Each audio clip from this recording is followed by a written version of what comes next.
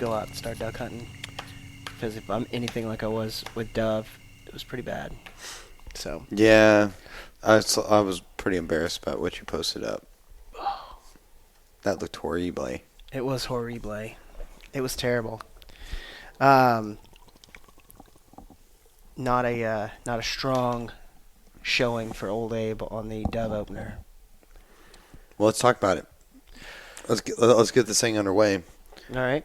So here we are, another wonderful Stormwater Creek podcast at the old casa here in Arlington. There's a veil of darkness that hangs over the podcast tonight, unfortunately, with the passing of some key figures in the last 24 hours. Yeah, you got Burt Reynolds, Jesus.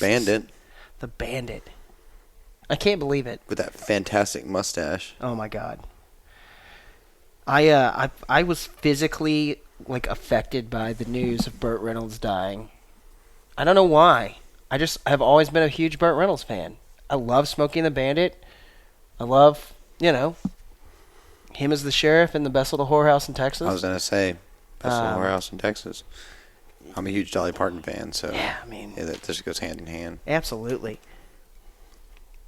And then, obviously, the one that hits closer to home for the Stormwater Creek crew being in the hunting industry would be Jason Harrison. Dude. Which, as of tonight's podcast, we still don't have I don't really have some solid information on what happened there, but I guess he was out on a sheep hunt. That's all we know for sure, right? I don't even know that. When stuff like this happens, it's such a tragedy, no matter what it was, and he was super cool guy for all the stuff he did in the hunting industry. So, yeah, he did a lot. I mean, I get the Kuyu stuff all the time, and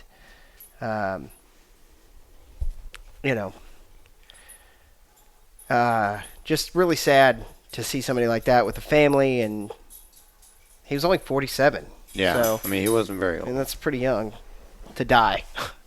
So, just thoughts and prayers go out to their families, and For sure. sad. But tonight's podcast is going to be about the fact that we are less than 30 days away from the deer opener. Yeah, Dove's here. Dove's here. I jacked my back up, and I was unable to do the Dove opener, and I felt like a wuss. And I watched so many dove fly. It was a good year, man. I had the best dove season opener I've ever had. Was out in Abilene and had just giant groups of white wings coming through. 8, 9, 10, I think as big as 15 birds came in. They were just rolling in. And for once I was set up in a good spot, and I just couldn't convert, man. I was just not able to hit the broadside of a barn.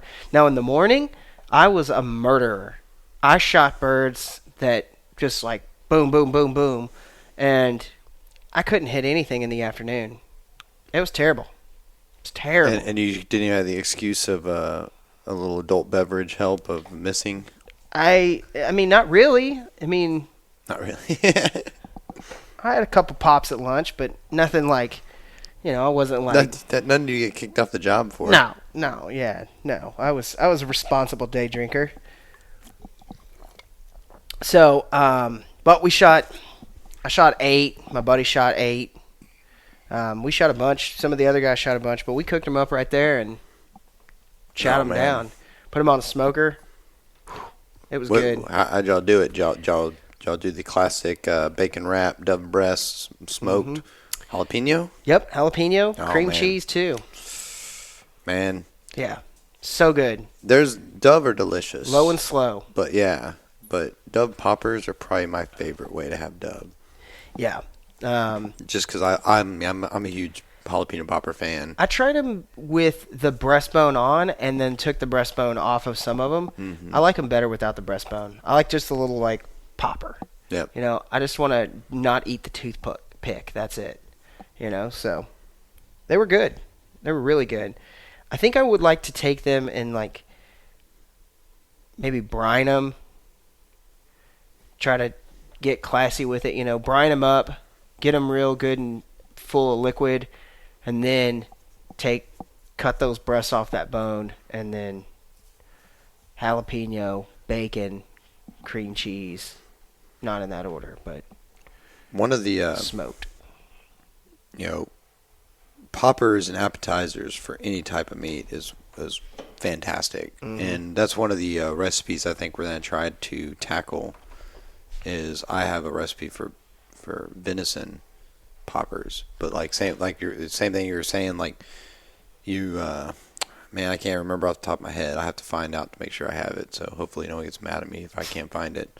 But you marinate it overnight, and then you low and slow and cook them that way that bacon gets crispy. Yeah, man, tasty. Man, last time I made them, I made a double batch, so I cooked some. I think we were watching some sporting event over here. I can't remember which one it was. Yeah.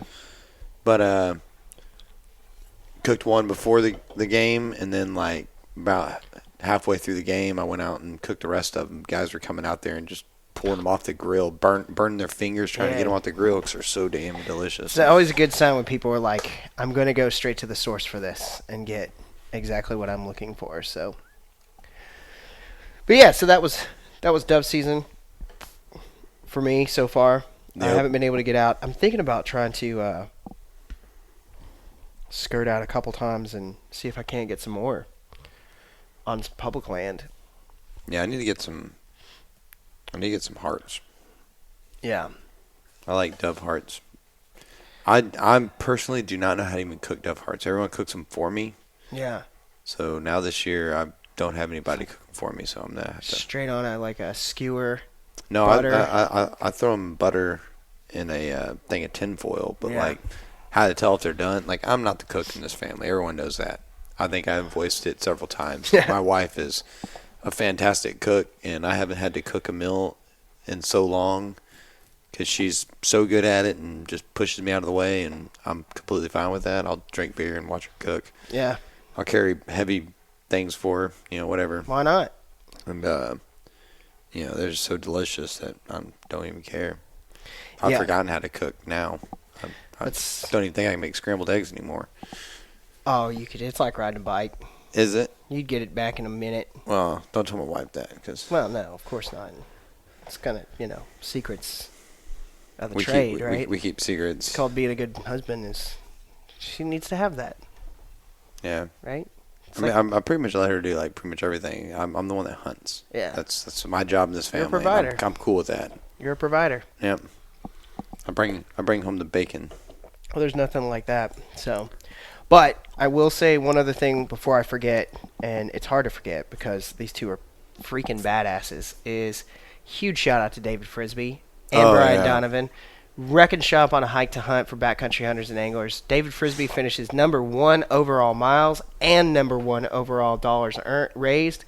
Brian Donovan finished pretty high up with miles. I think he said he had 500 when I talked to him today.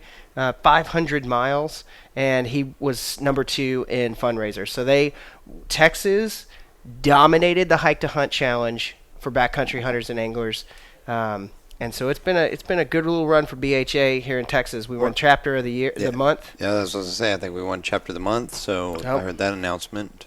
Yep, huge shout out to Todd for going down to Austin for the Texas Parks and Wildlife meeting that was down there in the end of August, and kind of being the voice of BHA here in Texas. And I think we talked about that on last podcast. I think we did too, but I mean, still, that is one of the coolest things I think I've heard in a long time. Absolutely. Was that we actually in Texas, nonetheless, we added to 16,000 acres. Black Gap Wildlife Management Area. That's mainly unheard of. Yeah, I mean, that's a lot of land for somebody who's 97% owned. You know, Yeah. for a state that's 97% owned, to add 16,000 acres is a good chunk of land. I mean, think about if you own 16,000 acres.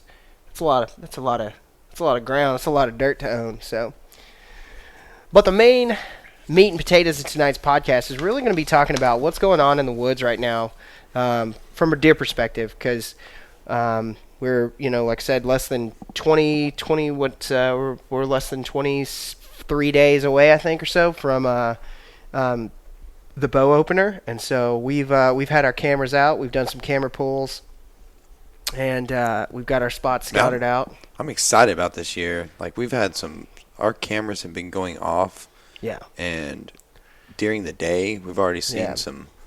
Well, I think we're set up in the right places, and I think that's one of the biggest lessons we've learned is, like, not overthinking it, getting in on food, getting in on water, and finding easy places in, easy places out, and it's paying dividends already. Oh yeah, and one of the hardest things about, like, that learning curve that you have, and we've talked to several people already that's, being that new guy coming into this kind of stuff, especially on public land, there's a huge learning curve, and it is so intimidating. Exactly. Yeah. It's just super intimidating, and the main thing we learned was, a lot of moving around, having a lot of different spots, things like that. And by a lot of different spots, I'm not talking about like 4 or so. We had way more than. We were on multiple pieces of public land. We had multiple spots on each one of those pieces of public land. And I feel like we ran ourselves ragged trying to get ready for season last year. And there was no benefit from it. So I'm not saying don't go out and scout, but it's focus your scouting efforts. And if you really find some good spots, and we did a lot of late season scouting too. That's a huge benefit. So obviously in the state of Texas, if you're trying to scout in July, good luck. It is hot as hell. Not to mention, you're not really getting an accurate representation of what the landscape looks like come January, come December, or November, because it changes drastically after that first freeze or so. So we did a ton of scouting postseason, right after season. January through February, we were in the woods as much as we were hunting, still scouting, keeping the cameras out, looking for things. And so I think that in itself paid off for us where we needed to go, and it kept us out of the woods during the summer months, and it saved us, because we're not run down. We've been able to maintain relationships with our wives through that, right. which is the most important part, because if you don't have a happy family, you're not going out into the woods. And so I don't care how good you are at scouting, how good you are at shooting your bow or picking spots out. If you don't have a happy life, you ain't gonna have a very good deer season. So I think that's the biggest thing is keep your house in order, and don't have to worry about Sancho taking care of the old lady while you're out in the deer stand. So what is going on in the deer woods right now? So we're kind of in this transitional period down here in Texas where it is, I think it's kind of moving. I mean, we've been getting a ton of water, ton of rain over the last couple of weeks, which it's that time of the year again where summer's winding down. It's kind of always warm, but those really hot days will start to break here in the next 30 days or so. Hopefully it's a little cooler than it was last year, because through the first part of October last year it was brutal. It was so hot. And so what do you do when it's that way? Because being in this state, October can be cold, October could be hot.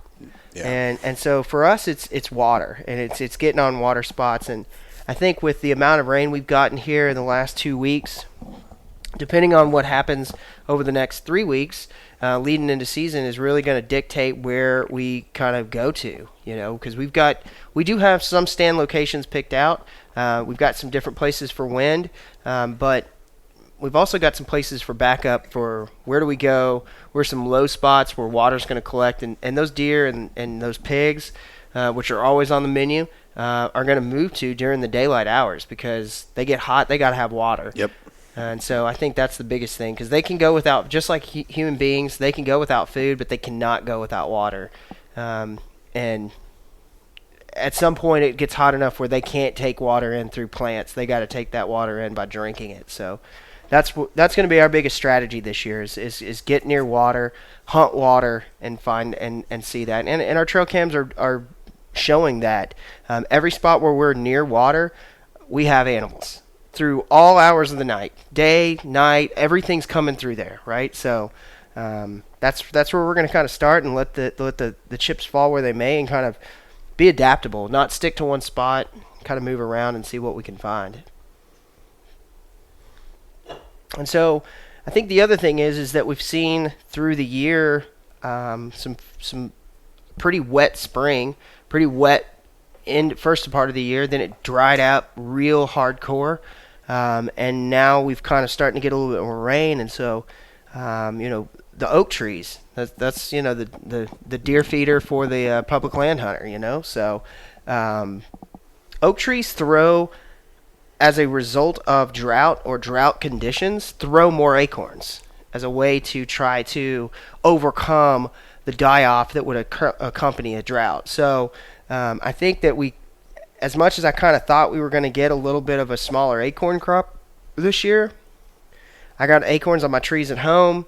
I got, we got acorn crops on all the places we're going to. We see acorns forming, and they should start dropping here soon.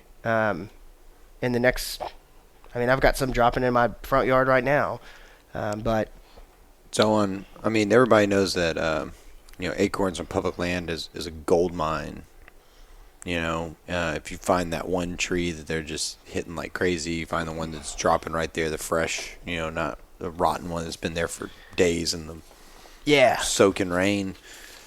What else is, is there like a dessert or is acorns the thing that you look for, or is there, some other things they like to hit? Like I've heard people tell me poison ivy even is something that they love. They're browse animals, so acorns are a tremendous amount of protein for them. They're easily available in our part of the state, and so you have acorns as a real preference, but you also have a tremendous amount of other types of things. And so that's like American beautyberry. And here's what I recommend, guys, is you go out and Google what we're talking about here and see some pictures of it. And as soon as you see pictures of it, you'll know exactly what we're talking about. You've seen it in the woods. That American beautyberry, berry. It's a purple berry. Yeah, it's just that cluster of purple berries. You've seen it everywhere in the woods if you've been on public land, and that's they hit that, and we've seen that a lot, and that's really kind of coming in and blooming right now, and starting to come out hardcore right now. So that's a very top of the pop type browse for those deer. Like you mentioned, poison ivy. There's also beggar's lice, which is pretty much that stuff that sticks to you. The stuff that you hate, like you walk through some public land and then you come out and there's all little sticker burrs, on you. That is, I guess, a jacalina, but commonly known as a beggar's lice. Stick seed. These things all have about 1 million names, especially down here in the South. So a couple other things, brambles like blackberry bushes, grapes, which I haven't seen a tremendous amount of grape vines in where we're at, but greenbrier, honeysuckle, poison ivy, pokeweed, ragweed, strawberry bush. These are all, pokeweed, ragweed, strawberry bush.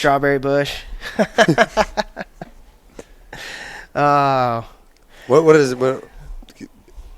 Can you just look up strawberry bush and is that a safe? Oh yeah, I'm not on my work computer, so you're good. Strawberry bush. You don't need to go to incognito for strawberry bush care. That was one of the Google pop-ups. So it's strawberry bush. Yeah.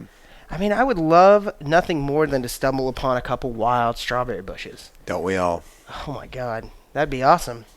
Wild, untamed strawberry bush. Yeah, you got to watch out for the strawberry bush, though. I'll tell you, our winner of our bow shoot, Jesse Hour, he is a blackberry picking fool when it comes to the getting out when those things start, you know, budding Producing. up and producing, you know. But those are kind of some of the other lesser, I mean, maybe not lesser known, but just the other types of, because everybody talks about acorns. Go get Right. acorns, go get acorns. But, you know, that may be difficult, you know, especially with the crops that we've had the last couple of years. If you're in an oak flat that's got 300 trees in it, well, you set up in the middle, you may not. You may have one, you may have two, whatever. But it may be hard to get on a particular oak tree that's producing where there's deers are coming in at.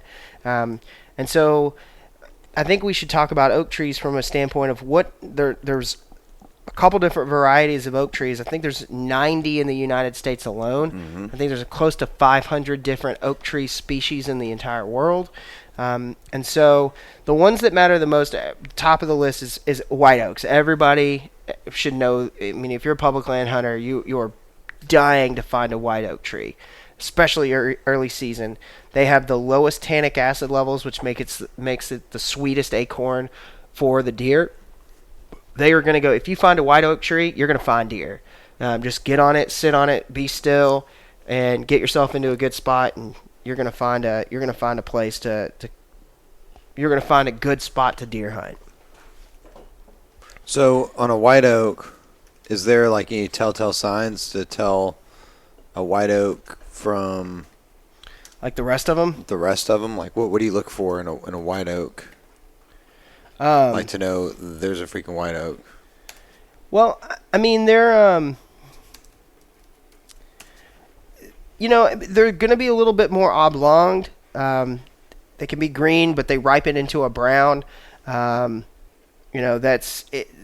They're your traditional acorn that you're used to seeing. That's what you're gonna notice is if they kind of look exactly the way what you would imagine an acorn is, and I would recommend Google these things so you can kind of see what we're talking about here. But compared to more of a pin oak tree, a pin oak's going to be a little bit larger, a little bit bigger than a dime, and it's going to have stripes on it. And that's the number 2.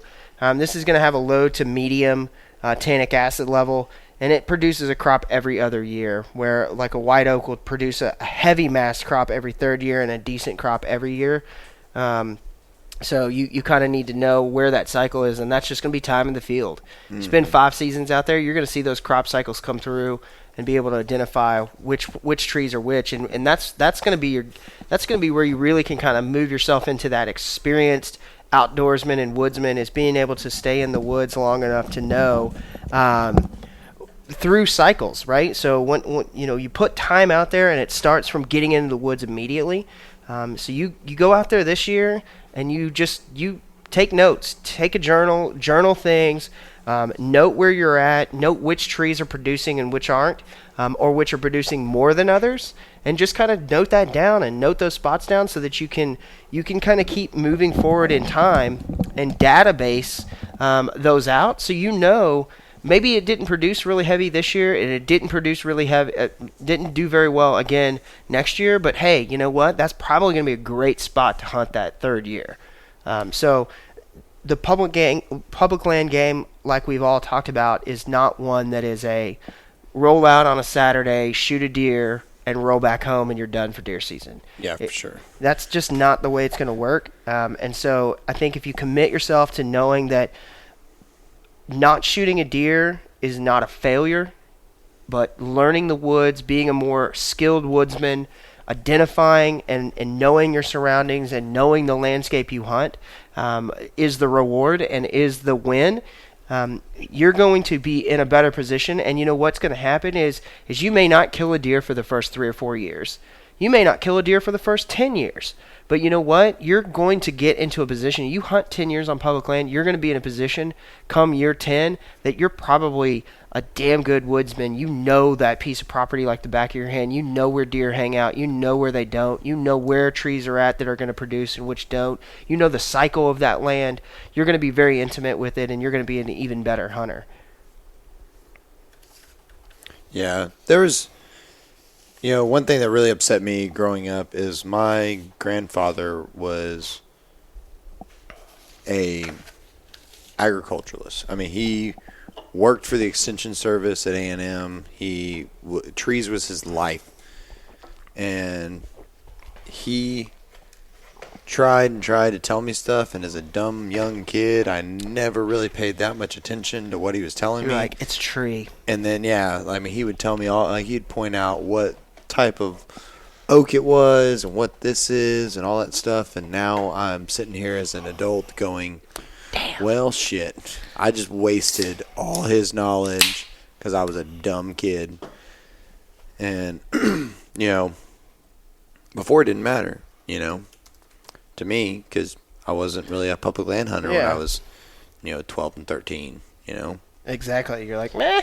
Yeah. I mean, I hunted on leases that I was able to weasel my way into. Yeah, exactly. You just kind of work it out. Well, I know what color corn is. Exactly. I know how to tell a feeder tree. It's the one with the feeder in it. Exactly. And now, as you get a little bit more experience, you're learning that acorn tree is a feeder tree. And so public land feeder. Public land feeder. So I think, getting in your food sources and spending a little bit of time now. I mean, if you don't have trail cameras out, get them out and start trying to identify some of your early season spots. We've got a litany of places set up right now that are our early season spots, our rut or mid-season spots, and then our late season spots. Right. And so know where those are at. Put a plan in place and when you're going to hunt those, and do that. Stick to that plan. If you've got some if you're more of an advanced hunter, you've been out in the woods, I know this spot is where these deer come through when the rut starts kicking. We'll wait until it gets a little closer there. Don't hunt that spot in September. Hunt that place in November, and then because that rut will shift a couple weeks either way, maybe.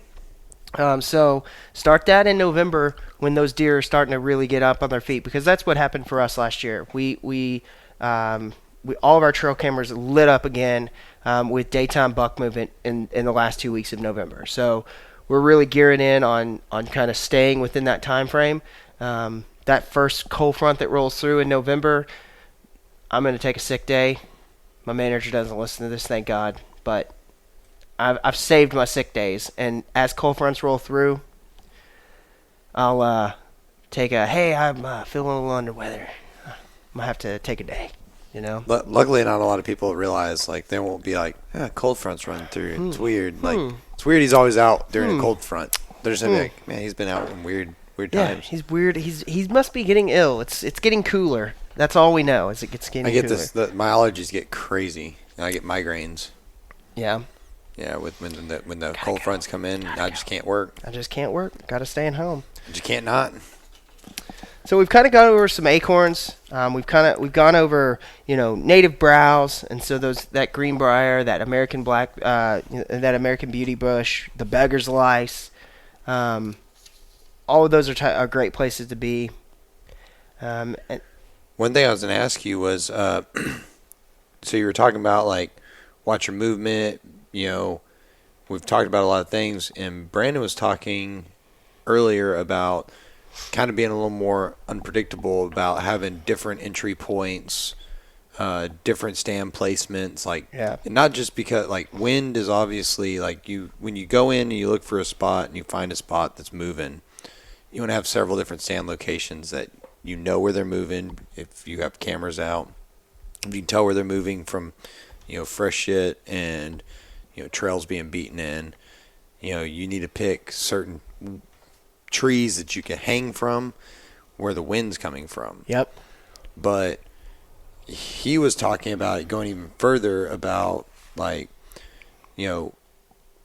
deer kind of know where you're doing. They'll change their movement due to what they think someone is. So they might come in at a different location because they smelled you one time, but they still want to go to those spots. Yeah. So they might try to come in a different position and smell for you and don't smell you, because if you're playing the game that they're playing and that he's talking about playing, is you might have come in at a different location. So they didn't smell you on that trail. They smelled you last time because you walked through it. Yeah. Because you came in from water access, or you came in from the trail this time, or whatever, and then you hung your stand in a different place. Like moved a couple trees over. Yeah. Maybe they're weary about you because that's the way the one thing about scent that's really funny is you spray a little bit of your wind checker. It might not tell you that it goes out 2 feet and then drops down. Yeah. And you have a thermal that pushes the air down and then over a completely different direction. Yeah. I've heard of a lot of guys talking about using milkweed because it actually floats for a long time. You can see those thermals. So it didn't dissipate. So what do you think about all that he was talking about being a little unpredictable and trying to move stand, position, same spot, just different kind of moving look. yourself around. I think it's an excellent idea. I just think, you got to kind of also think about the fact that depending on where you're at, you're going to have a lot of other people doing kind of the same thing you're doing. So I always operate. We can go back as far as we want on a piece of property, get as far away from a trail, get into the thickest, nastiest stuff you can, and somebody else is going to be there. I just operate under that kind of mentality that you can do that. So I think you find some good spots. And this is part of preseason scouting, is within a given spot where your tree stand locations are.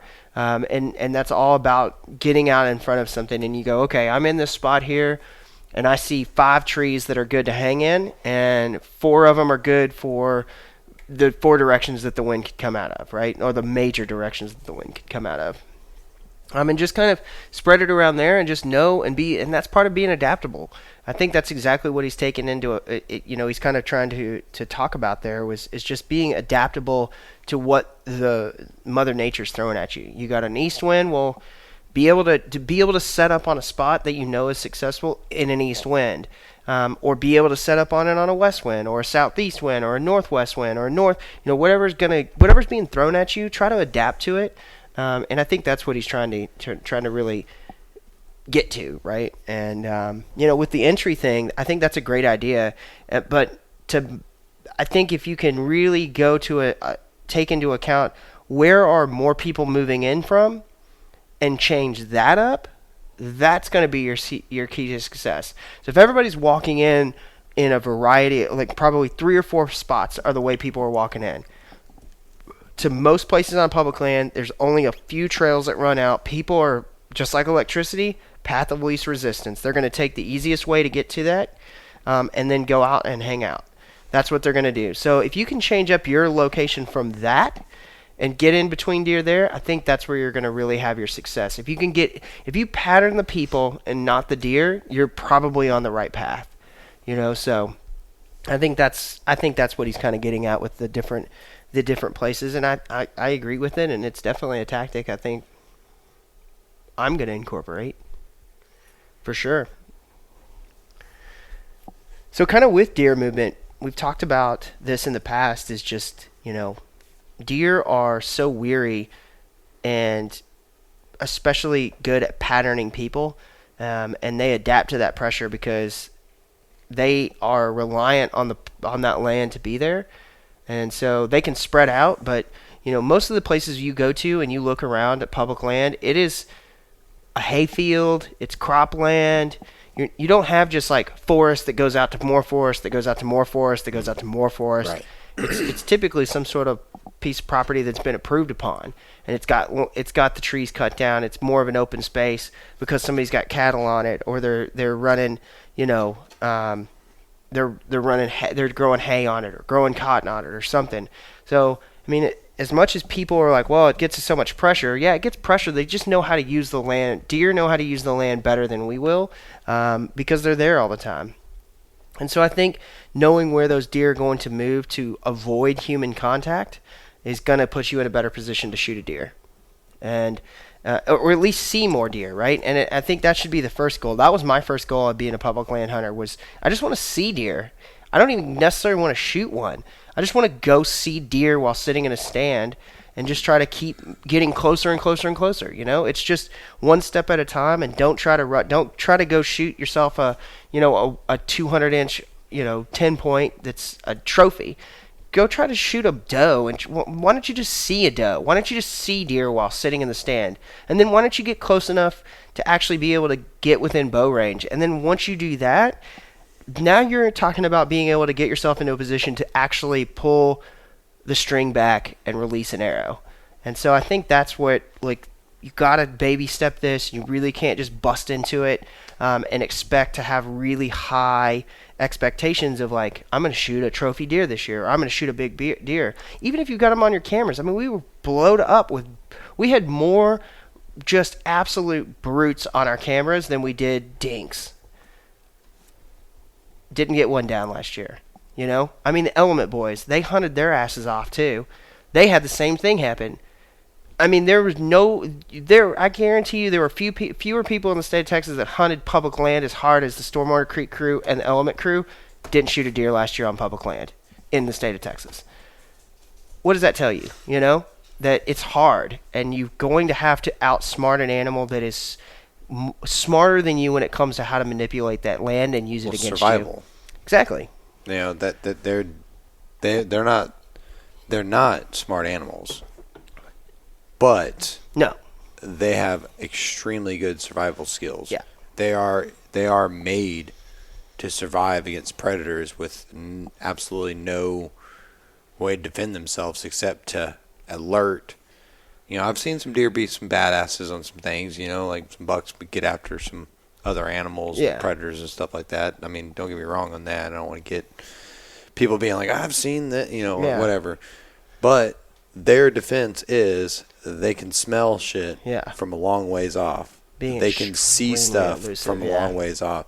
Now, they don't see, in great detail, but they see movement. They see something that they don't like. I mean, how many times have you been, like, even in a box stand? I've been in a box stand, not moving, and deer starts walking. They're really on alert because the wind's blowing. Mm-hmm. Even if the wind's blowing hard, those deer, even if they don't smell anything weird, they're already weary. Yeah. Because the wind's blowing hard, they're getting a bunch of different smells. They do that, like, weird, like army walk. Yeah. You know what I'm talking about? Like, slow and kind of real harsh, leg movement. Yeah. And then they'll stop and look around, and they'll look right at you in a box stand, and you won't move. They'll start walking again. You'll barely move to, like, pick your gun up or your binoculars to try to look at them.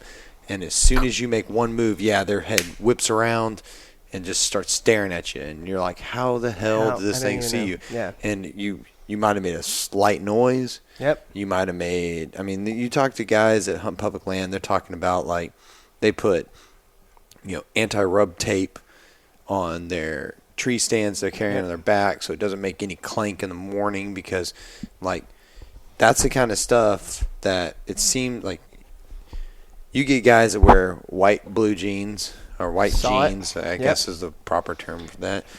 Freaking, a wife beater and just carries his gun out there and sits next to a stump and will shoot a toad, and they'll be like, I don't know what you boys are having a problem with. It happens, dude. I know it does. Like, but the thing is that most people aren't that lucky, and they have to work for what they're getting. And I think it's not to say that you've got to go invest in a ton, right? If you're listening to this and this is your first deer season, trying to go after public land, you probably don't have just a whole litany of equipment and things and camo at your disposal, right? You probably went to Academy. Right. You got yourself a pair of camo pants, a camo shirt, and you got some sort of weapon to shoot. And hope it's a bow, probably, if you're around Dallas where we're at. But, I mean, you've got either a bow or you got some sort of weapon, and that may be it. A backpack to carry some water and some snacks in with. You got your tree stand. Even if you don't have a tree stand and you're just setting up on the ground, I mean, you can absolutely be successful without dropping, $10,000 on equipment. You don't need top of the line everything, right? We've talked about this time and time again about how do you cut off, that. How do you spend more time in the woods? Well, it's not spending $400 on camo and it's not spending $2,000 on a gun, and it's not spending $15,000 on this, or you don't need all of that. What you need is, you don't even need camo. You just need some solid colors that aren't blue, that aren't white, that are not bright, muted colors. Get yourself a bow from a pawn shop. Go to some place and have it checked out. Make sure it's safe to use, and you're in. For a couple $100, you can for far less than you would ever pay for a deer lease, you could be out hunting and starting the journey of being a public land hunter, because you will get better at hunting public land deer. You will get closer to deer. You will start to see things, and you're going to be a better woodsman. And when you learn one piece of property, not to say that it translates to every single piece of property, but you really start to identify plants, you identify sign, you identify just the being able to read terrain via Google Maps, or just being boots on the ground. You're going to be more successful. No, and yeah, you're right. And what I was getting at was, a little bit of attention to detail too. Yeah, is going to get you more success than it's going to get you not. Like listen to guys that are like anything that I put my pack on, way before season, put everything in it, made sure I had everything I wanted, and then went and walked around the backyard or walked around the house even, and just listened. And if you hear something scraping weird, because that's what I was getting at, is deer, they don't know. They're not going to say, oh, that clanking noise is a hunter's stand. Yeah. So I better not go over there because there's a hunter over there. They just hear something that they don't normally hear, and they're going, I'm not going to go over there because that shit's not right. Yep.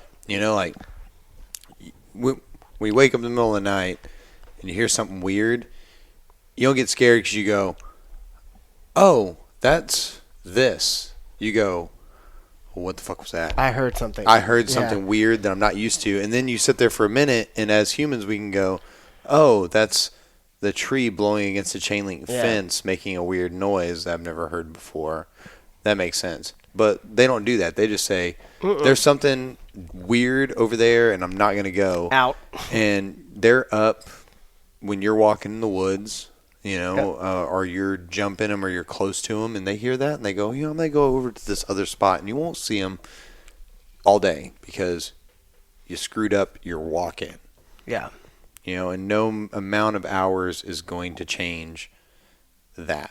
Nope. Now, if you walked in completely away from any bedding area and they didn't hear anything, and you sat somewhere and they're going to happen to walk by, it's like one of the things, going back to my same grandfather, he used to make me fish, and he would fish one spot all day long. Yeah. Same thing, same tactic, same everything, 'cause that's how he fished. Most of the time we were successful, but when we weren't, it was the most boring thing, because all you're doing is either you got lucky and there was fish there, or you happen to find a fish that was just swimming by. Because most water only holds, 90% of the water doesn't hold fish. 10% of it in small sections around the lake will hold those fish. And there's exceptions, blah, blah, blah. Sure. But, that's why bass tournament fishermen, throw a bunch of stuff in one spot and then put everything in, then move as fast as they can, because they're looking for that spot holding fish. Yeah. It's the same thing with deer. You can find them happen by, but when you do your scouting and all that stuff, you don't scare them off that area, you're going to be more successful. You're going to be more successful. You put yourself in front of more eyes and more deer, you're going to catch more. You're going to catch more deer. Catch a bunch of deer. You're going to catch a bunch of deer this year. Hell yeah. That's badass. Exactly. I'm trying to catch a bunch of deer this year. Yeah, I won't. I think we have awesome goals for this year too. Yeah, that's what I was going to get at. What is your goals this year for the hunting season? My goal is I'd like to do exactly what I did last year. So I have a couple goals. My goal is to I share this with Brandon, is to kill a deer in multiple states. So Texas, I'm going Texas, going to Oklahoma this year, and we're going to Arizona as well. So hopefully I can get 2. Hopefully 3, and then Yeah. keep on because I know what some of your other ones are. I don't want to ruin it for you. So try to get I'd like to get a buck down. I haven't shot a buck in a couple years, and try to get a couple deer down. I'd like to at least kill 2 deer this year, if not more. You're not going to add to that? I'd like to sit in the stand more than 60 days. I'd like to kill a duck this year. I've got the fire for ducks this year more than I did last year. Last year I was just like, I would love to duck hunt. It would be fun. Now I'm like, you miss it. I can't wait to get out there.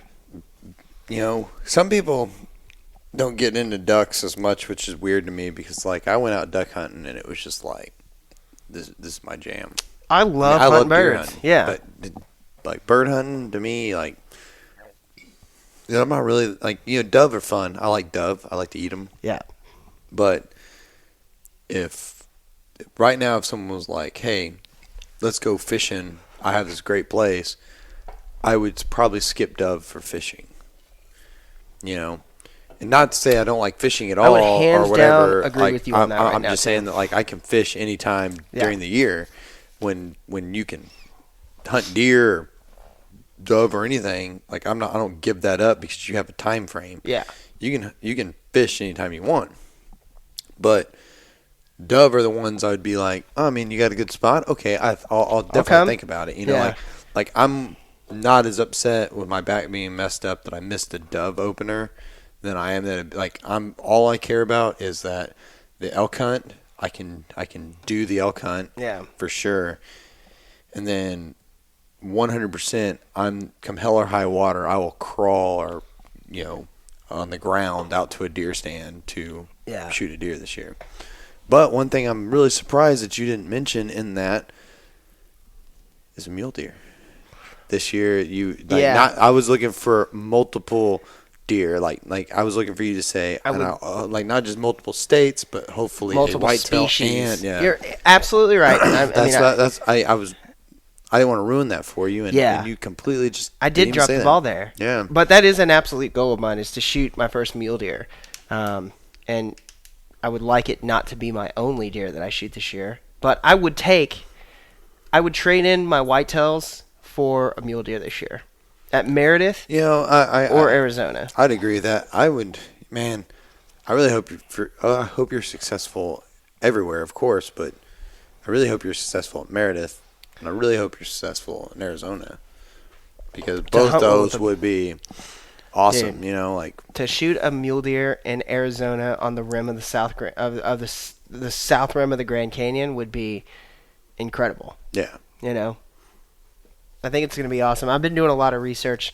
That has been a hardcore obsession of mine, which is getting ready for that and just trying to figure out how to plan for a hunt. I've never hunted outside of Texas, and so trying to logistically put together a hunt like that is, it's going to be cold as fuck. but it's a different cold. Yeah. It really 41 is. degrees. 41 degrees is cold. The average high where I'm going to be at is going to be 41 degrees from what I see, and it's probably going to 21 degrees. So, dude, that's not bad. Really? I promise you, like when you're in those kind of climates, like, it's different. Like being in the desert, it's hot.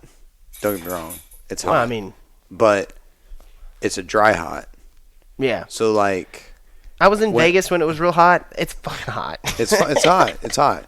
But, like, to me, it's not, like, to me at least, it's not as miserable because it's dry. And, like, being here when it's like 110 degrees outside and you walk outside, it's miserable because it's wet too. Yeah. So it has that steamy Sticky, effect. steamy, yeah. So it's the same thing like when you're in, like, places like Arizona, like Colorado, all cut that. as much. Yeah, it's not at, like, I swear there's like a 10 degree like feeling difference. Hey, so like when I'm down here, like man, like it's 32 degrees or like even 40 degrees here, And it feels like and 6. and I'm miserable, and like I'm the biggest wuss when it comes to cold weather. Yeah. Everybody knows this. Everybody that knows me knows this. I'm not afraid to tell people I can be anywhere cold if I want to be there. Yeah. Not happy about it, But I can stand it. You Yeah. know, I can tough through it. When we were in New Mexico, it was cold, and I was up through those mountains like it was not like I couldn't believe that the temperature. didn't Like, I was affect like, you? there's no way that it's 20 degrees right now. yeah. Because in the mornings it was pretty cold. Yeah. It warmed up real quick up there, but like in the mornings I was like, no big deal. Yeah. But like setting a deer stand down here and that, I would have I'd been contemplating whether or not I really wanted to be there or not. How bad do I need neck tacos? Should this be a public land thing, or should I just, it's gonna be cold this weekend, or should I go to a box blind where I can sit with a heater, Yeah. and go to the grocery store, Exactly. So what are your goals? My goals this year is I want to get close to tagging out. Tagging out. Okay. I don't know if it's going to be. So 5 thing. deer. I want 5 deer. I want most of them to be with a bow. Okay. I want to down 1 on public lands for sure. Yeah. I have some spots I need to hunt this year. My family now owns a ranch in the hill country, and we are overrun with whitetail. And there's so many doe on that property. We've talked about it. Stormwater Creek's probably going to go there as a group and shoot some. Because, That'll help. Yeah, That'll help. Because we need to. We definitely need to get them off. It's not that big of a property. It's a good bow hunting property for sure. Not to say that we can't rifle hunt on it, but it's not that big of a property. So If I had my druthers, I'd take the bow. well, and we were down there this summer. Me and my wife, and even my wife was like, there are way too many doe on this property. We saw herds Yeah. of whitetail. Like, we saw one that was like probably 20 doe running through the property. Jesus. And they were dropping pups too. So like, once they get, Just jacks your numbers up too bad, and you Yeah, gotta get rid of them. and so definitely got to shoot there. And I have not shot a deer off that property yet myself. I've taken friends out there. That's one of my friend spots. Like, Yeah. introduce buddies to hunting that, I talk about hunting so much. Guys that haven't shot deer before all of a sudden go, I've always wanted to do this. And it's a hard invitation to get, to come out to that property, because it's not my choice to just be like, hey, let's come out, let's go do this. But some of my friends have gone out there with me, and they've taken deer on it. But this year we're going to take more than we did last year. Yeah. Other goals are for sure to I really want to hit it hard with ducks. Every weekend I want to be out for ducks. And this is more of a, not really, I don't know if I'd call this a goal, but this is more of a hope. I want a band. I want a duck band this year. You want to get a band? And a woody. Dude, a woody would be awesome. Either or. Either or would work just fine. So Once you hit a certain age, man, you hope for anything. Just hoping for the best, man. Hoping for the best. Can't put a wooden dowel in it. Exactly. You can do what you need to do. So,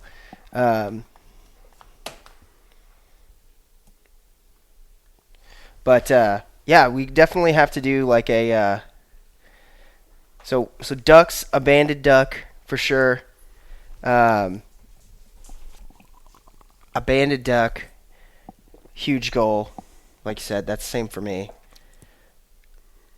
I just want a duck. I could care less. I mean, the banded would be just a cherry on top. Yeah, But you brought this back up, and it makes me want to like bring it back up. Like we put you on ducks last year, and like can't believe you haven't had. I thought you already had a duck. no. That was my first time to ever duck hunt last year. Well, I know, but like I thought you hit one. No. Not that I got. If I hit one, that it went home with one of y'all, and I don't think I would let that happen. I did not hit a duck that I was like, that was my duck. I missed Right a bunch right there. Well, we'll definitely have some good opportunity this year because I think we have some really good spots. We've, going off of what we were talking about, like talking about deer.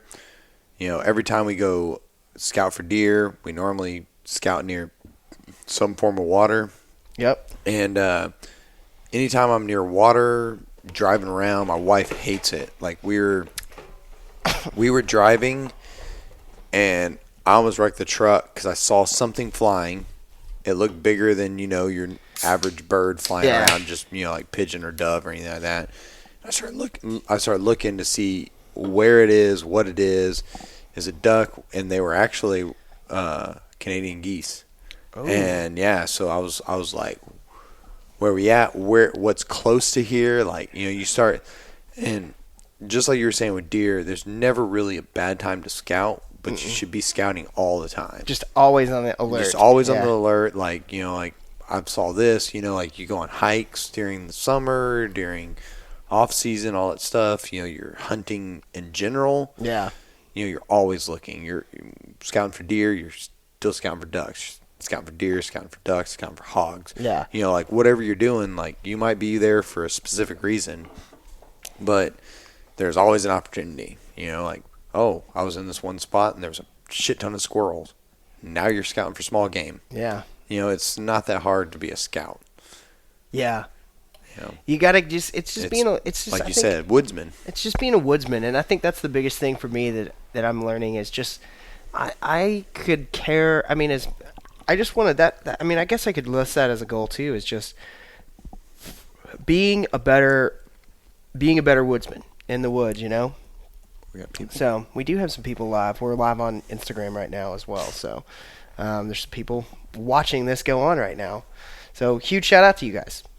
If you're listening to the podcast or you're listening to the live feed of us, We got all three people. All three people are listening to the podcast right now. So you guys are the awesome ones. But I mean, just being a better woodsman. So I can imagine Grinch's goal is to shoot an elk this year. Yes, and that would be one of my goals too. Is I want to be there. You would like to I would like shoot to witness an elk with a camera while he shoots it with his bow? Not even that. Like, I mean, I like being in the woods. Yeah. I like you help a buddy haul some meat out. Mm-hmm. You're getting some of that meat. Oh, so I mean, like that's like next to buying your own tag and going hunting is being a friend of a guy that has a tag, and you get to go hunting with him, haul it out, and you get the meat. Like, hey, I mean, if you haul half an elk out of there, you deserve at least a backstrap, and probably a quarter, if not half the elk. I think you should get half the elk. Personally. Because it's not your elk. Personally, if I was Grinch, I would give you half the elk. Yeah, exactly. Because it's your dog. So, but I would think that you would get half an elk. At least, I mean, what is he going to do with it? No, see, and here's what it is. Like, give it away. And he might as well give it to you. He's going to give some of like, what you're doing right now is you're selling away your portion of the elk. That's true. But so you need to think about this. I figured you're going to waterfall that down. So I'm trying to play both parties here. Grinch is going to give me some. Sir, you know me way better than that. You know how greedy Whitney is with her. Hey, and if you're going to get greedy with an animal, an elk is a damn good one to get greedy on. So Brandon has the goal of shooting deer in 2 states as well, which is a goal I stole from him. Right. But, Absolutely. I mean, still goals. I mean, Yeah. hunting goals are for everybody. Exactly. I mean, like I said, I'd love to shoot a banded duck, but that's yours. I stole from you. That's fine. I just hope I hope the only band that Stormwater Creek gets is not from the Ducks Unlimited banquet we're going to this weekend. Oh, You know, like, you buy that $100. What is it? That $50 or $100. I can't remember what band, it is. You know, It's can't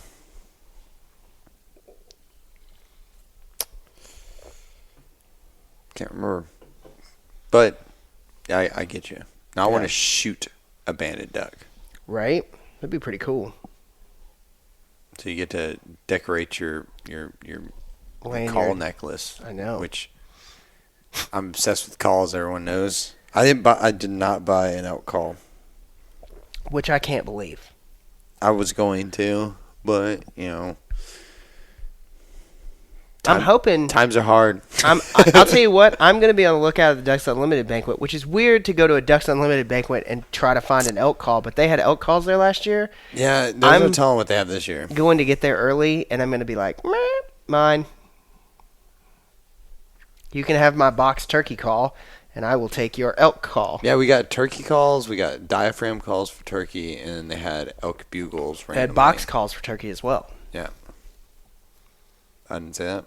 That's slate calls. Slate calls, diaphragm calls, and box calls. So they had turkey and elk calls, which is really weird. At a Ducks Unlimited banquet. Dude, I love duck calls, though. Man. I've got... Grinch says I'm not very good at it. I think I'm pretty I think you're pretty good. No. I probably call, like, most of the year in my truck. Yeah. And I'm not saying I'm great. I'm like that guy that can play, like, part of Stairway to Heaven on a guitar. Yeah, you're just like... Oh. Like, I can do some stuff, but not all the stuff. Yeah, you're not nailing the solo. Yeah, you know, and you know, I'm not going to play chords and read music. Yeah, no, I get you. Tabs, got that. Yeah. Like, I'm much better at the feeder call than I am the actual, like the other call. Yeah, feeder call, like, it's... And that's the thing, like, I mean, I fully agree with this. I tried doing the feeder call because I thought it sounded cool. And I don't think anyone's watching. They're not. Yeah, we had 0 people. But I started trying to do the feeder call because it was cool as hell sounding. Yeah. And I'm pretty good. Yeah, I'm pretty good at that. And I don't think my actual, like, my cadence on my call is not very good. Yeah. Because I think I sound like a panicked duck. More than Oh God! God! More than, hey, we're chilling over here. Yeah. You should come over here and party with us. What up, girl? Yeah. Yeah, it's you know, that's craziness. But man, I'm so excited about. Like, I just feel like it's finally here again. You know, I feel like the long wait of the end of the year last year is now finally coming to an end. You know. So we're back to it. And it's September 6th, and we're about to be deer hunting again. I can't believe it. It's been an incredibly fast year. Insane.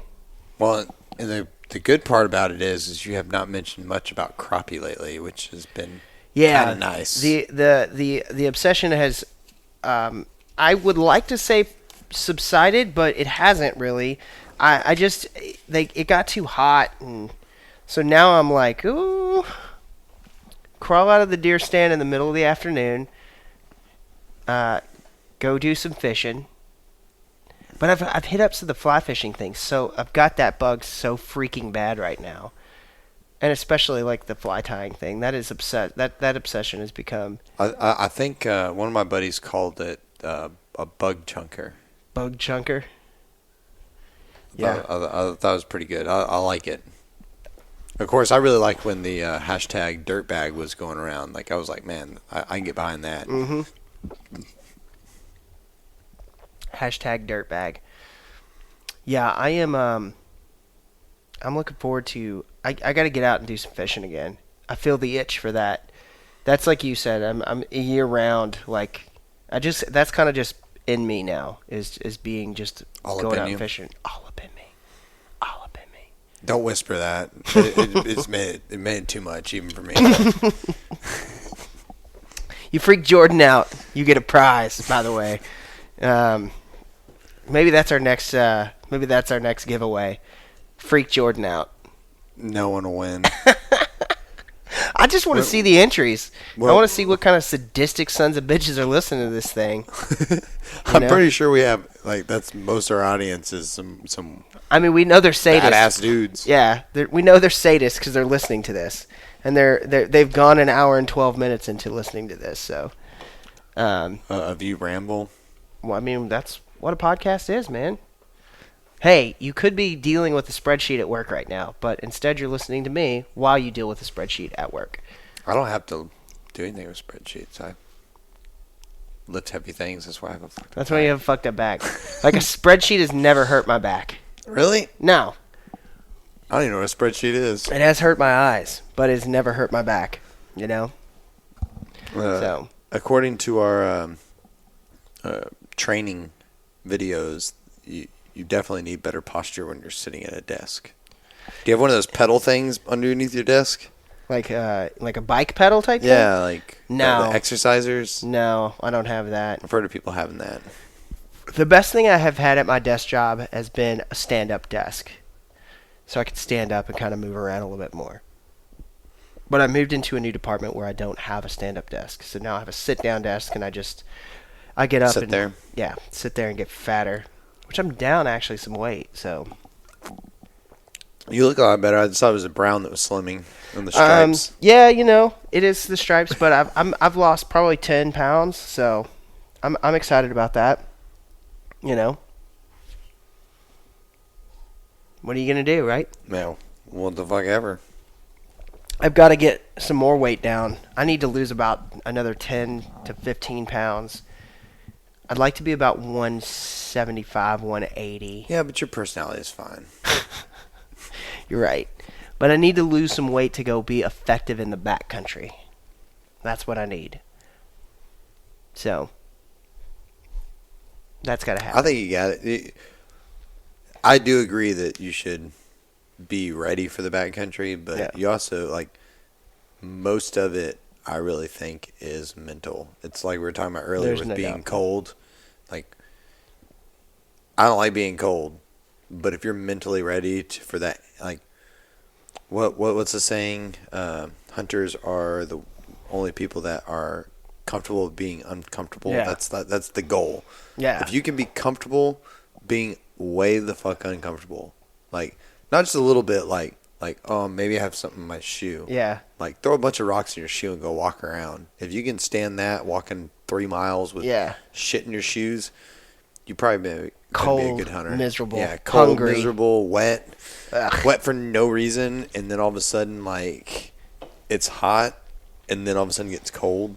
Yeah. One of the worst fishing trips I think I was on, we weren't prepared for any of this, and it was the middle of summer, so no jacket, no nothing, shorts, whatever. I always wear long sleeve, but they're fishing shirts, Yeah. they're not warm. Started pouring down rain on us, and it got fucking cold. Even the dude I was with that owned the boat, he is not a warm person. He likes the cold. Yeah. And even he was like, this is miserable. This sucks. Because, out of nowhere, your mindset's not there. But we ended up, chilling, just chilling, making it, what's the word for it? We just stuck it out and got it done, and we Fought ended up through catching some big ass bass. Yeah. But there's a point there where you're like, fuck it, I'm going home. I'm done. Let's go back to the marina. Yep. And we were like, I've climbed out of a deer stand because I was too cold. And I swore I would never let that happen again. Yeah, and that's the thing. People always say, oh, you can take so much off, but, The other thing is walking. Like one of the most miserable things, walking in with a bunch of crap. Yeah. Sweating your ass off, and then sitting in a stand for, all day. Yeah. What we normally sit, and having that sweat just freeze on you all of a sudden because it gets cold. Brutal. Yeah, and Brutal. it's hard to take clothes off to get rid of that. Yeah. Who's there? Anyone? No. They left? Oh, there is somebody here. Yeah. We do have a person live on the Instagram. I feel like we should do this more often. Apparently no one likes to see our ugly faces on Instagram. Well, it is 9:31 at night on a Thursday. Well, and I got a face for radio, apparently. Well, that's why I think it is. The good thing is the light is washing you out. So. Oh, sweet. So only your good side comes through. That's the bald head shining. Yeah, it's the light. reflecting right See into it? the camera. Look, it's right there. Yep. Oh, and that person left. Yeah, see? You scared him away, Jordan. Good job. This motherfucker's looking at me. Looking at me all crossways. Oh, but they're back. So, what else do we have to talk about? I don't know. Like I said, I really want to shoot a mule deer. You brought that up, and I'm glad you did. I was disappointed in myself. I'm disappointed in you. You should be. Oh, shit. Holy crap, we have 2 people watching us now. No, one. Oh, it was 2. No, it wasn't. Mm-hmm. Lying. I swear to God. It's fucking water beer. Cheers to you guys on Instagram. That was probably one of the best. That was probably one of the best compliments we got about a podcast. Where I can't remember who said it, but they were like, every time I listen to your podcast, all I want to do is drink beer. I was like, well, I mean, it's because we're subliminally. I want to, if I can get you to want to hunt or fish too with drinking beer, like not at the same time. Yeah. Enjoy your drinks responsibly, I think is the commercial saying. Exactly. But, please drink responsibly. While you're sitting and listening to our podcast, please get Imbibe. wasted. We only get better the more you drink. Yeah. The jokes become funnier. See, there are 2 people watching. Yeah, Thank you, 2 people. I am definitely a like that one chick at the bar. The more you drink, the hotter I get. Yeah, no doubt. You're welcome. Yeah, exactly. I mean, you got to take it in so that we become funnier. Because you're listening to this and you're investing in it, and we appreciate that. But, do yourselves a favor here. Get loaded. Maybe a small flask at work if you're knocking that spreadsheet out. That'll just make the spreadsheet better. You're going to make mistakes on it anyways. You might as well make mistakes on it when you're lifted. I do condone drinking at work. I mean, dude, you're not getting paid for nothing, right? I wish I drank more at work. I feel like I would be a more productive employee. Probably not. I'm going to go ahead and... Cocaine, I think it makes you more... Cocaine would make me a more productive employee. Meth would just make you a horrible employee, and that's how they use the fax machine. I feel like meth would make me steal the fax machine and go try to sell it. That's a fax machine. You don't work in an office, do you? We have a fax machine. What on earth? Do you get faxes at work? Yeah, we get faxes. Who the shit faxes anything? I had a client who wanted me to who wanted to fax me stuff, and we didn't even have a number to give to them. We're like, we don't even what? No, email it. No, we still get faxes, dude. Wow, they do exist. Yeah, and it's annoying too. It makes like a long time ago. I don't know. Yeah, I don't know if everyone remembers this kind of shit. But like when you used to dial into AOL and it was like the only thing, and it made all the like real weird screaming noises. Yeah. Oh yeah. Hell, I remember being on the internet and having to get off the internet because somebody had to make a phone call at the house. Oh, yeah. You know? For sure. For sure. We were talking the other day about Oregon Trail. Dude. Are we rabbit holing? A little bit, but it's okay. We're getting to the end of this thing, folks. Don't worry. There's an end in sight. The tunnel is coming to a close, but we're having fun here. It's like happy hour. It's 9:35. You're not doing anything. We're just drinking and hanging out. Yeah, it's Thursday. What we're doing what we normally would do. Talk about bullshit and drinking. And might as well go out to you guys live. What up, poor boys? Poor Boys. Poor Boys Came is up? watch. What's up? Do you wave at them? We like you guys. I'm waving at them in real life. Does that count? No, it doesn't count. You have to wave. It's like You have to hit the button. It's like having friends on Facebook. You're not friends unless you're friends on Facebook. Oh, that's I true. believe that's the original. That's true. What's up? Did you say something? No, that's just you waving at him. Oh. We're trying to get technology down here, folks. Stormwater Creek is moving into the 21st century. Hardcore. What's up, guys? With live Instagram posts and all kinds of cool stuff and more than one person watching us at once. More than one person on the podcast. Normally, Abe does all our voices. It's very taxing. Yeah. Now we have to actually be here for him. Abe's been doing most of the work. All 42 episodes you've listened to have been me only. Like, you think that David Frisbee's been on our podcast. I merely just took over David Frisbee's You did a body. good job with his voice. I mean, yeah, I thought so too. It's hard to be Taylor and David at the same time, but you know, right? Like it's amazing watching you argue with yourself. It is fun. It is fun. So if you like being a part of the experience of Abe, just next week we have Steve Ranella on the podcast. Not really. If you could make that happen, dude, right?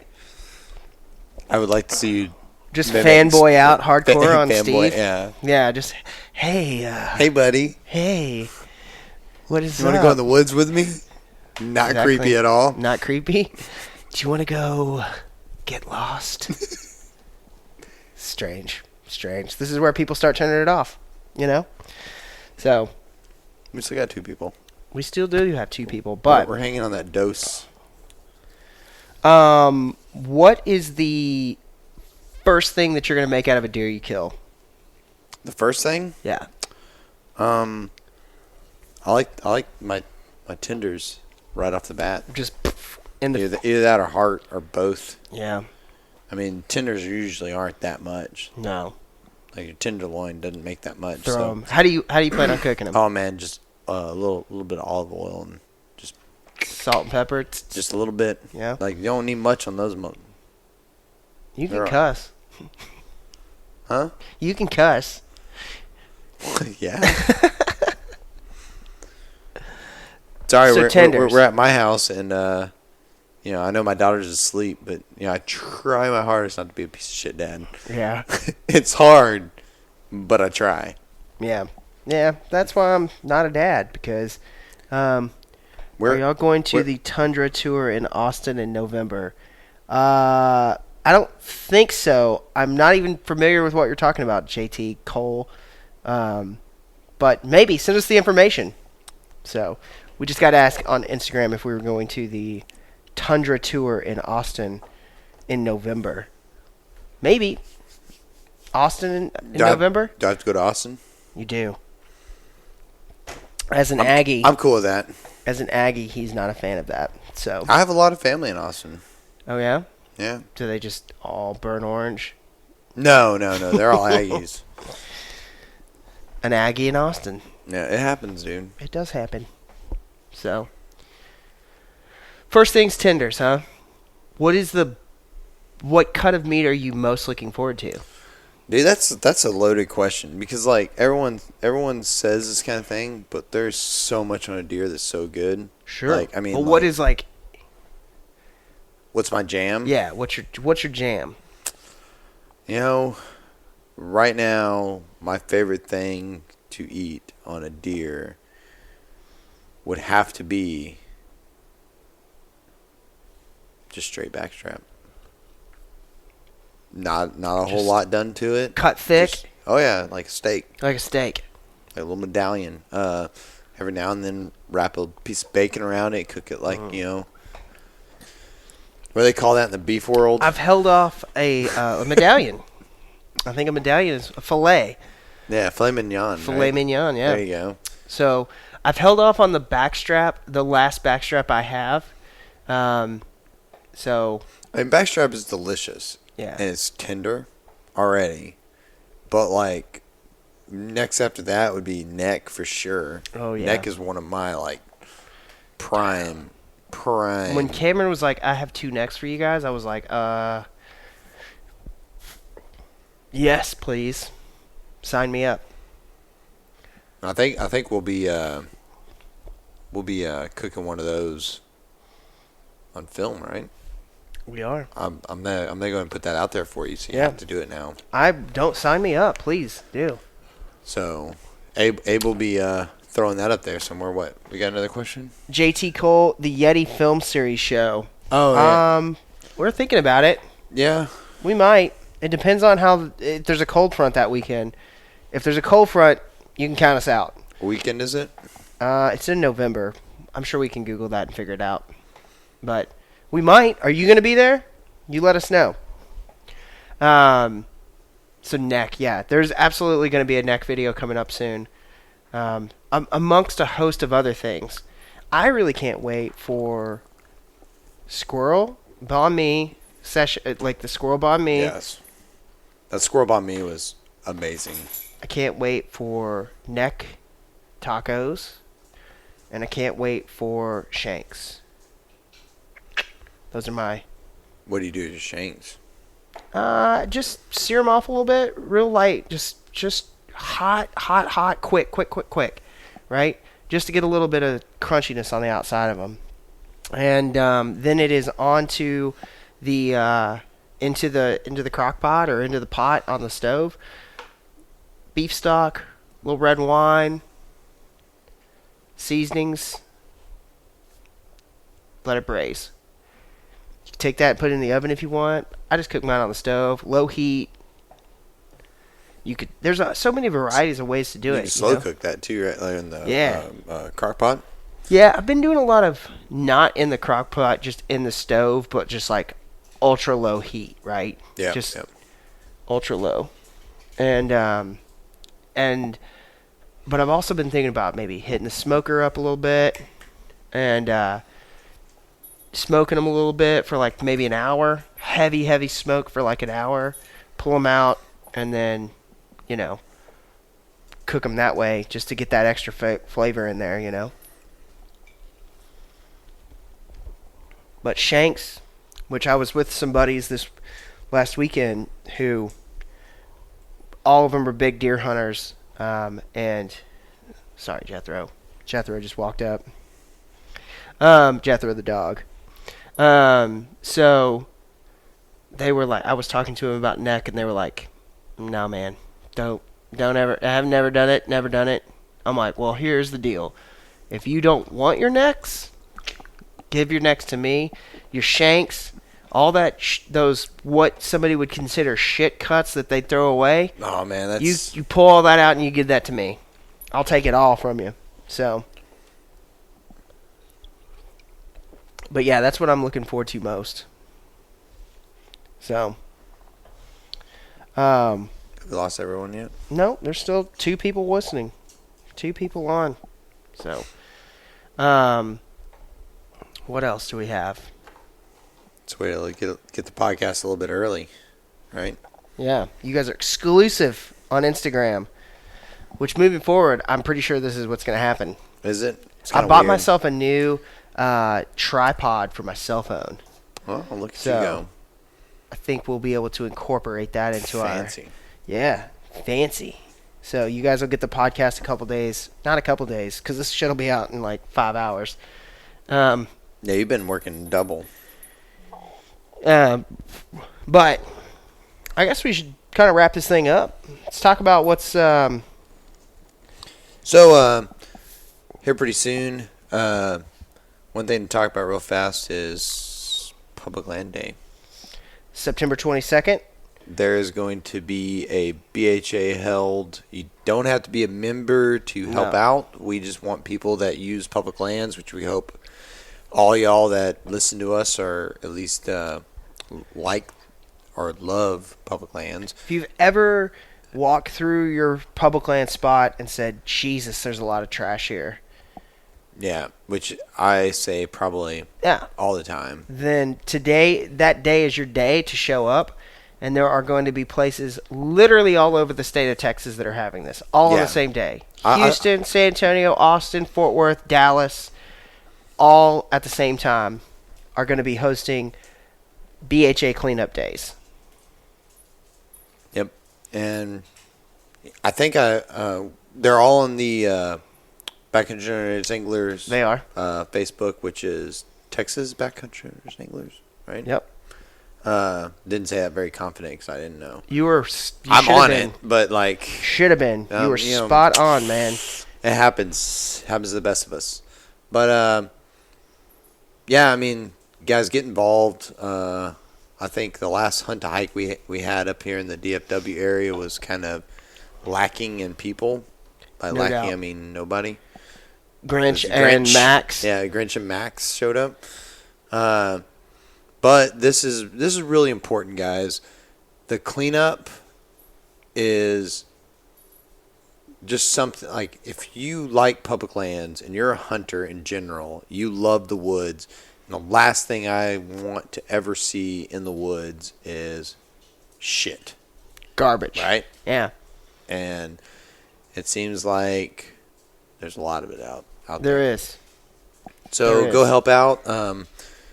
Abe, you'll be at 1. I'll be at 1. I'll be at Tawakoni. And then up at here. The Pawnee unit. And then up here, my side of town. LBJ Grasslands. Be LBJ Grasslands. I won't be at that one. Because you will be in the elk woods. I will be elk hunting. Your wife is watching us. Is she? Hey, sweetie. Boop. Do I look horrible? How's my bald spot, babe? It's reflecting like the sun on your head. So, but yes, LBJ Grasslands. I can't remember the rest of them. I think Sam Houston National Forest is going to be a cleanup down in Houston. I also think that there is going to be a cleanup at Granger, maybe in Austin, outside of Austin, and then somewhere else in San Antonio. So Yeah, Granger's definitely one of them. yeah, But look them up. Look them up to make sure there's one in your area. If there's not one in your area, let us know. if you would like to host one, Yes, exactly. That's what I was going to get at. This might not be the last time we do this. We might try to do it off season, absolutely. off National Public Lands Day. Yes. Like in February when it's nice and cool and no one's hunting anything, then we will also probably host one then too. But it's nice to be able to get out and give back a little bit. Plus, hey, here's the deal. I guarantee the Tawakoni one is going to be a last-minute scouting session. So it will end up that way. Hell, I'm halfway tempted to bring a shotgun and dove hunt along the way. So, Pig hunt with your bow. but I feel like dove would be a much better. You could have your shotgun strapped to your back, pick up some trash, stop, put your mojo out. Pow! Blouch. Blouch!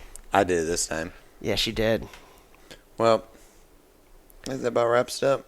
We do have on the same September 22nd night, if you're in the Dallas-Fort Worth area, the Filson Plano Pint Night, we're going to have Mark Smith, who has been a very guest on this very podcast. Muley Slayer.